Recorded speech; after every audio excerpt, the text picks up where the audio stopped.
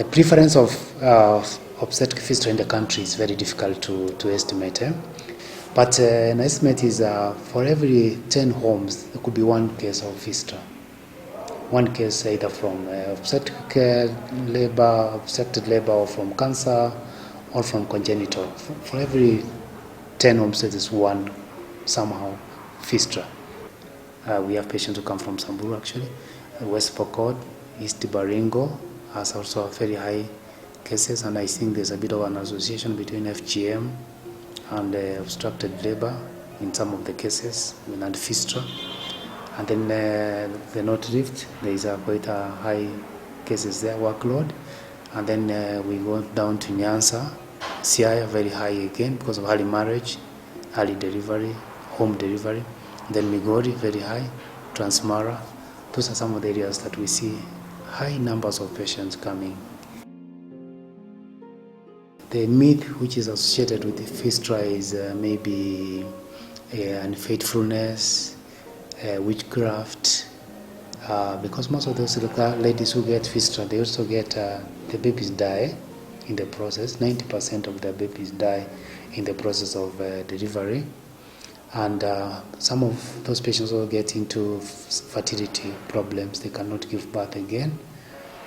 So coupled with leakage of urine and stool, the community feels that it's a curse.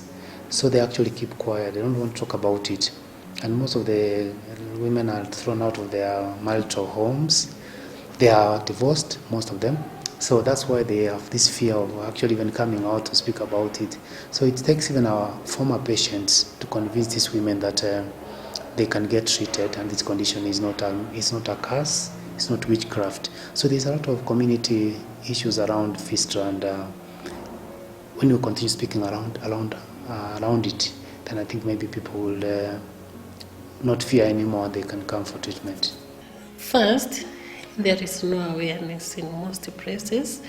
That's why you find a woman stays with 30 years, 40 years, 10, 20 years with fistula. The reason being, she doesn't know where she can get help from. Or that one who knows where to get help, maybe they charge for treatment. And these are women who can't afford the cash to pay for a repair.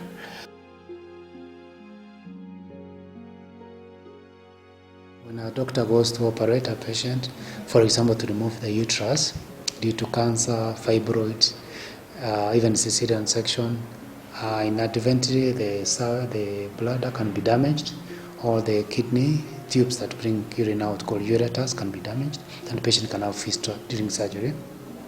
Cancer of the cervix can also cause fistula. Radiotherapy for cancer can cause fistula. Sexual assault, rape. There are so many girls who come here from different parts of the country post-rape who have fistula, sexual assault. They also cases of accidents, they also have fistula. And also there are those ones who are born, girls who are born with congenital, or they are born with fistula. So we have those kind of patients which we also deal with here.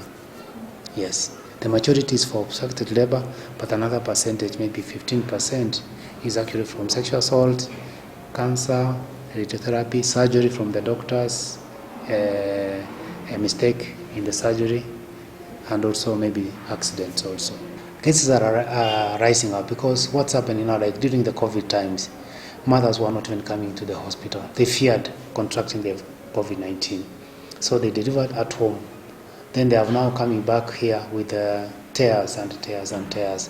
So actually the numbers have literally increased. I think poverty levels have actually again increased. We can't say that poverty levels have gone really down. When you look at it, you can see people have no money, totally have no money. So they are not able to even get to the hospital.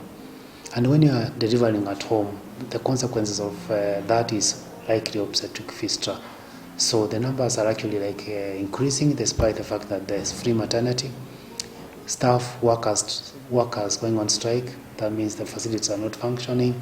So the mothers have only one way, going to the villages and to the traditional birth attendants for maternity. So those are the things you're seeing. The trend is increasing up. The numbers are increasing.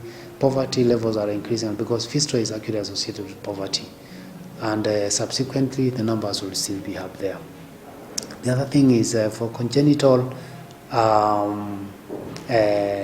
this is something that a person cannot even know until the baby is born. That's when you find that, this patient has a problem with the bladder was not properly formed, or the reproductive system is abnormal, and that now requires an advanced surgical repair. And then the other thing is fistula from surgery. Doctors have done an operation, they have removed the uterus, they've done a cesarean section, and then you see a mama is leaking.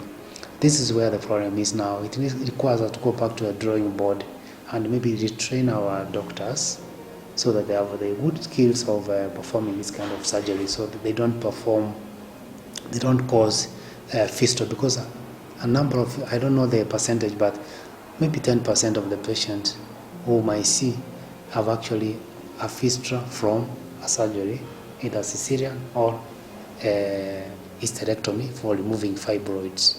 And these patients have a fistula. So you can see now the consequence of medically generated fistulas, which only can be prevented by training doctors properly. So those are the things I think I would say: prevention, training doctors properly, getting the patients to hospital in time so they can have a safe maternity, and also talking to this or training this mother, education to the mothers, communities, so that they can be able to identify danger signs so that they can get to hospital in time and save them from getting a fistula. And for those ones who are leaking at home, knowing that there is a hope at the end of the tunnel,